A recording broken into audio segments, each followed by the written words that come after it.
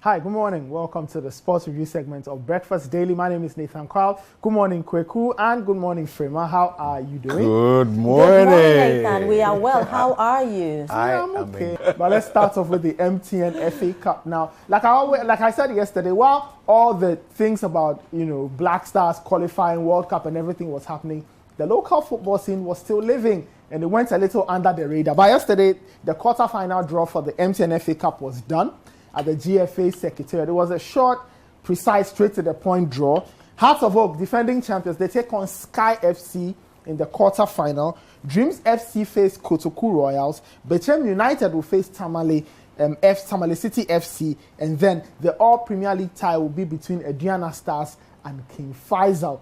All of that in the last 8 of the MTN FA Cup. 4 of these teams will qualify to the semi-final.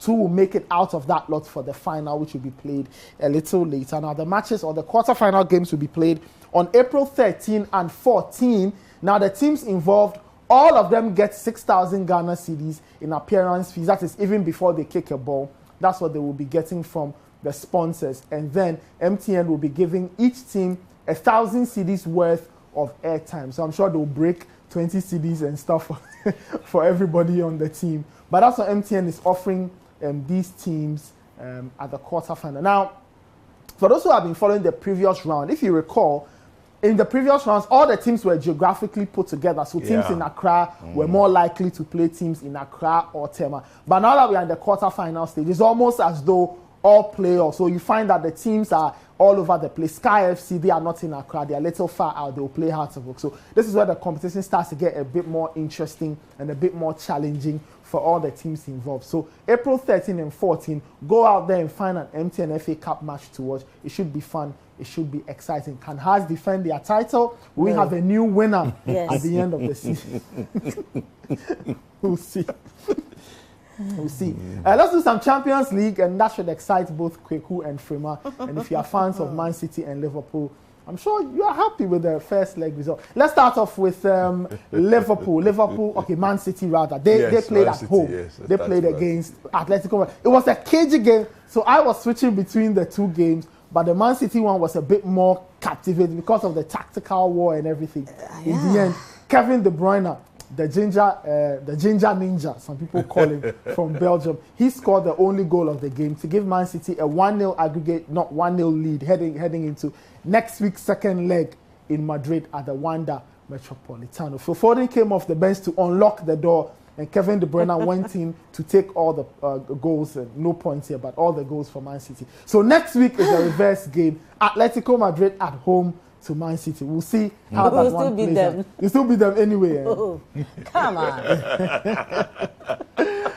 All right, so the other game last night, that was a bit more open. It had a lot more goals than the one. It was Liverpool. They emerged from the Stadio Deluge with a 3-1 scoreline in their hands and pockets. It was Ibrahima Konate. He scored very early in the game. And then you had Sadio Mane making it 2.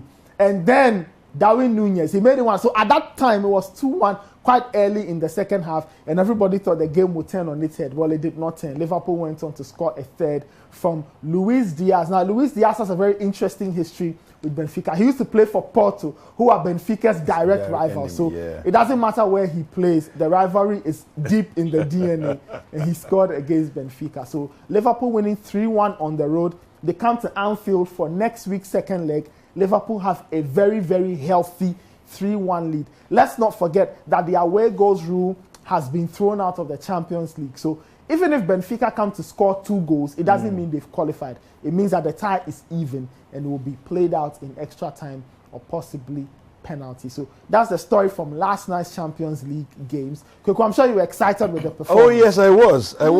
But this morning I'm not very happy. Nana Fredio Ajima, he's threatening me. You know the National Theatre board chair. Yes. He's threatening me on WhatsApp. He says, let me read it. I want to put it in perspective. Before you read Nana's message, I want you to think about our quote of the day. Okay? The difference between successful people is the will. Do you get it? So listen to wisdom. He says it's a wrong note to start on when you know City is the team to beat on all fronts. I feel threatened. How can you say such a thing? He says that, and we can't be beaten. Frema is the girl. She supports the City. I mean, I don't understand that, man. Nana, special good morning to you. Well, both Man City and Liverpool, Let me meet drink this Sunday at the Etihad. Yeah. That game will be hot. And there's a roadshow. The City Sporting is putting together a roadshow. We are going to Honeysuckle Laboni for that game. It's our first roadshow in God knows how long. And it's a befitting one. And it fits the occasion. Yeah. A potential title decider between Man City and Liverpool. Yeah. We'll talk about that more as the week plays out. Because David should understand, you know, I've told you and I've warned you, you know, Nana has come in. I just want to add that Kevin De Bruyne will beat Sadio in discipline Sadio Mane. You understand? Because he'll discipline him. This is not, you know, what was the guy's name? Mo Salah, you know, that kind of Senegal and football Egypt is not won on the couch. It's won on the field. Okay. So we'll see. We'll see. Man City and I hope Liverpool, you take you from that anyway. They have potentially a few more meetings before the end of the season, but Sunday's one is probably the biggest one. It could decide the Premier League title. Like I said, more about that later. Let's have a look at the Champions League matches that will be played this evening because the quarterfinals continue.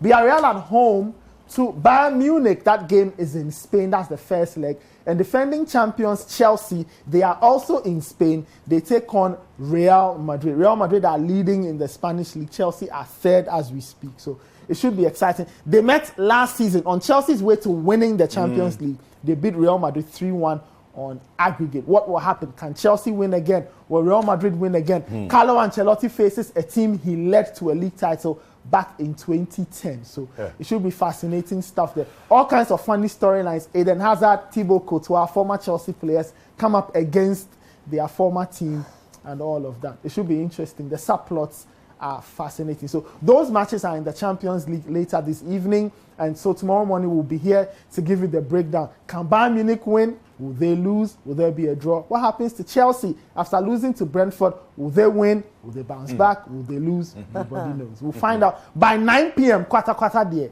Everybody knows their results, at least their first. And then we'll see what happens tomorrow. So that's the segment. That's the segment for today. We'll be back tomorrow morning with more sports.